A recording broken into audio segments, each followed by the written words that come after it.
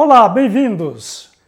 Os criacionistas, defensores da chamada teoria do design inteligente, argumentam que a evolução por mutação não dirigida e seleção natural, tal como defendem os biólogos, não explica a origem da grande diversidade e da complexidade das formas de vida existentes na natureza e que, portanto, somente a ação intencional de um designer inteligente extranatural, ou seja, uma inteligência transcendente à natureza, pode explicar essa diversidade e essa complexidade. Nada de excepcional se este fosse um ponto de vista proposto na esfera teológica, mas não. Eles insistem que a ideia de projeto inteligente divino é uma teoria científica e mais, uma teoria científica melhor do que a concepção de evolução aceita pelos biólogos.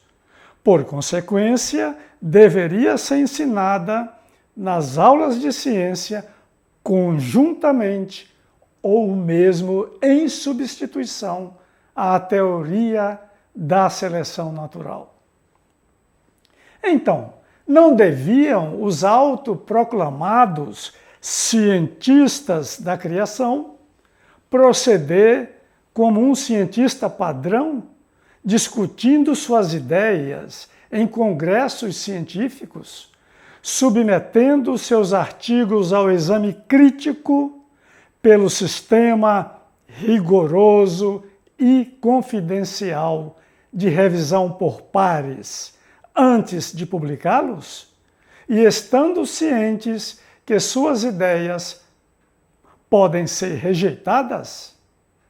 Será que os tais cientistas da criação estariam dispostos a abandonar seus conceitos na ausência reiterada da evidência empírica, como é de praxe entre os cientistas? O fato é que suas crenças sobrenaturais não podem ser testadas cientificamente, isto é, não podem ser validadas nem contestadas pelo método científico. Em suma, se o tal design ou projeto inteligente não é testável experimentalmente, então não é teoria científica. A ciência da criação, portanto, só tem de ciência o nome usado arbitrária e indevidamente, com o óbvio propósito de conseguir respeitabilidade. O real objetivo dessa corrente de pensamento criacionista é introduzir o sobrenatural na ciência, particularmente na biologia. Não foi sem razão que sociedades científicas dos Estados Unidos e de muitos outros países, como a Inglaterra e o Brasil, publicaram notas em repúdio ao movimento anti-evolução e à pseudociência da criação. Nos Estados Unidos, claro, onde o ativismo criacionista manifesta-se com mais força. Após mais de um século e meio de notáveis serviços prestados à biologia, a teoria darwiniana da evolução continua enfrentando dificuldades para uma plena aceitação. E o principal obstáculo é certamente a ruidosa oposição criacionista.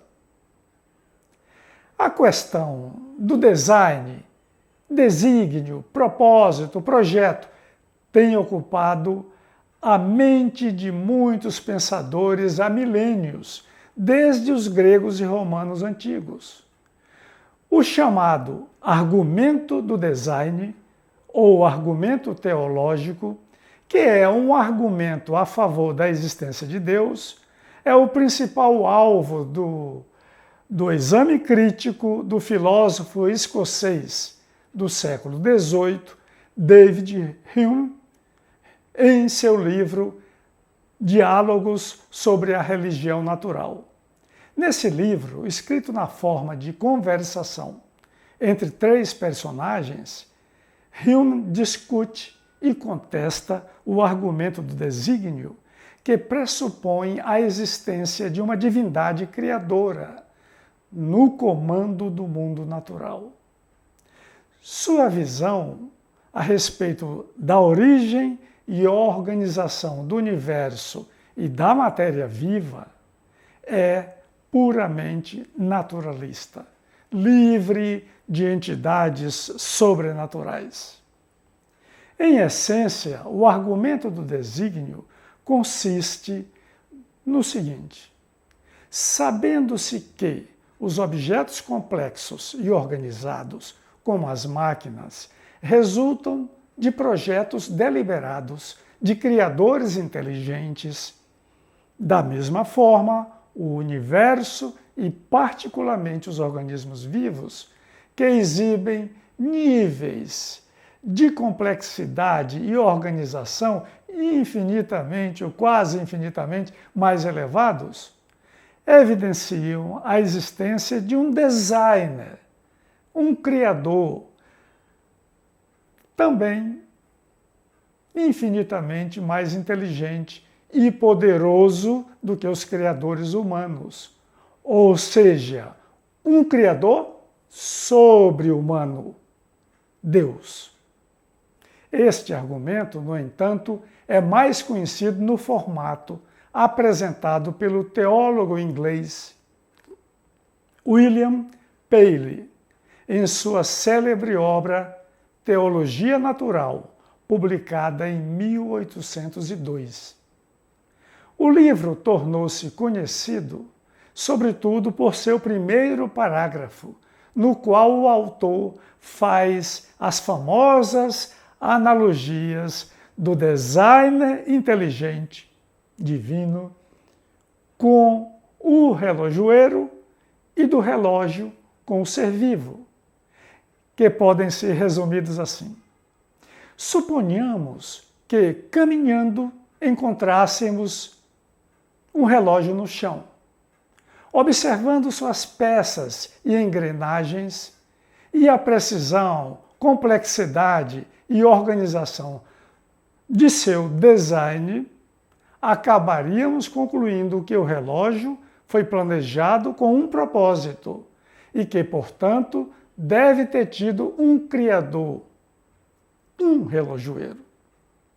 Analogamente, o design de organismos vivos, incomparavelmente mais complexos que o projeto de artefatos humanos, como relógios, pressupõe a existência de um designer, um projetista infinitamente inteligente, ou seja, Deus. Segundo o autor, o design complexo dos seres humanos e dos organismos em geral e de seus órgãos é evidência inquestionável da existência do Criador. Após descrever a anatomia e o funcionamento do olho e de outros órgãos e estruturas humanos e de outros animais, William Paley conclui que só um designer onipotente e onisciente poderia criar essas maravilhas. Pois bem, aqui temos um problema. É que a analogia entre o relógio e o ser vivo não faz sentido. Todos sabem que o relógio é um artefato projetado e fabricado com uma finalidade específica que é marcar intervalos de tempo e indicar as horas. Por outro lado, o mundo vivo foi e continua sendo moldado não por forças sobrenaturais, nem por propósitos deliberados, mas pela ação da seleção natural. Evolução por variações hereditárias decorrentes de mutações não dirigidas, aleatórias, e seleção natural é, em geral, explicação satisfatória e suficiente para o design da maravilhosa diversidade e complexidade dos seres vivos e suas adaptações fantásticas.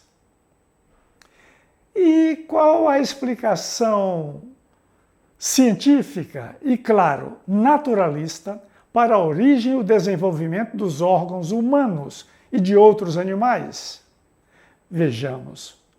Em sua vasta obra, O Desenvolvimento do Pensamento Biológico, o eminente evolucionista Ernest May chama a atenção para uma das conquistas mais decisivas de Charles Darwin, que foi mostrar que a origem e o aperfeiçoamento dos órgãos podiam ser explicados por meio da seleção natural.